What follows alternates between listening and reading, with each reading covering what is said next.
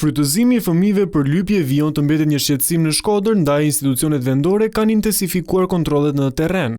Prej disa javësh, një task force e përbërë nga Policia Bashkiake, Shërbimi Social dhe Policia e Shtetit po monitoron zonat ku ky fenomen është evidentuar më shpesh me synimin për të identifikuar rastet dhe për të ndërhyrë në mbrojtje të fëmijëve.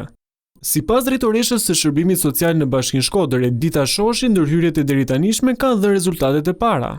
Policia Bashkiake, së bashku me Drejtorinë Sociale dhe me Policinë Rendit, ka formuar një task force e cila është në vazhdimsi në monitorim të situatës për të kapur këto individ dhe për t'i vënë ato përpara përgjegjësisë dhe ligjit. Duhet të theksojmë se shfrytëzimi i fëmijëve është një vepër penale e dënuar nga ligji dhe ne jemi çdo natë në monitorim për të parë dhe për të identifikuar këto individ. Autoritetet u bëjnë thirrje qytetarëve të raportojnë çdo rast të dyshuar të shfrytëzimit të fëmijëve për lypje, duke theksuar se bashkëpunimi me komunitetin mbetet një element kyç për identifikimin dhe parandalimin e këtij fenomeni.